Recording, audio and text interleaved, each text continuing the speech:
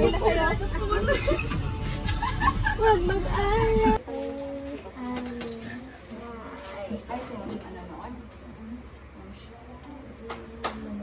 Welcome to my channel.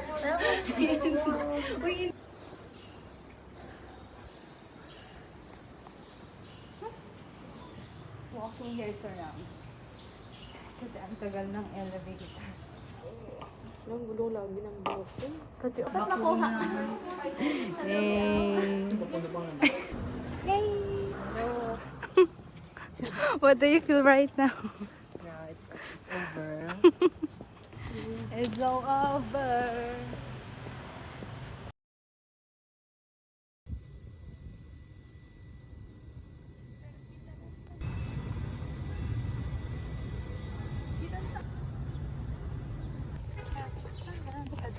Red.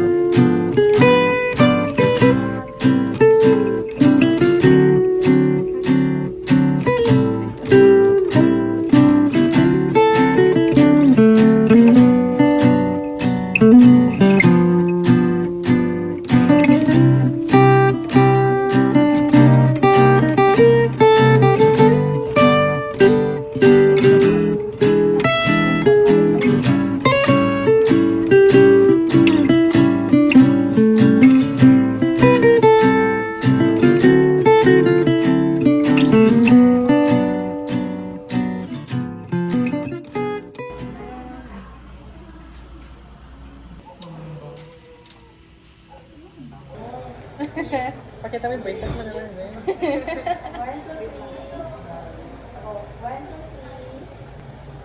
Hey. Pwede nyo na lang ipakuha sa next, ipadagdag sa next. Hi guys.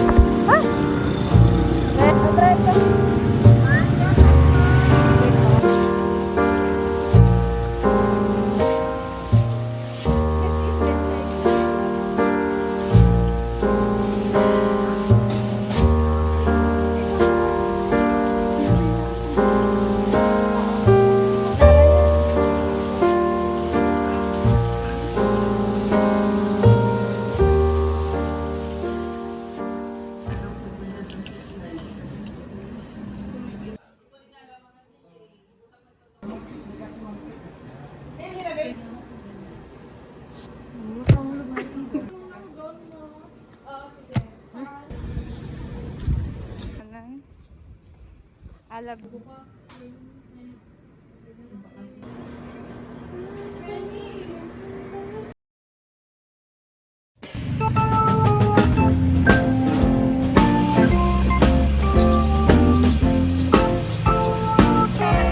Isa pa! 1, 2, 3!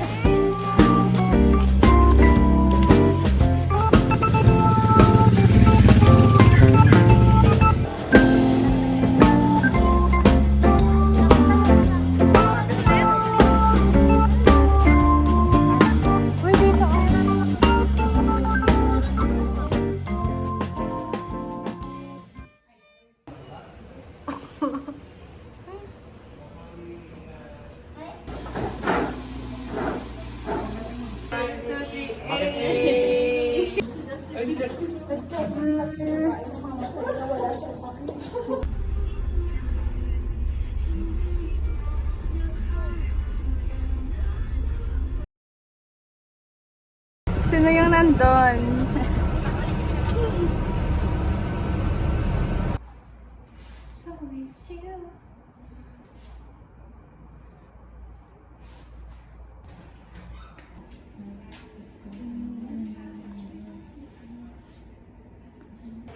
It's a wrap! Hey! It's a wrap! Hey!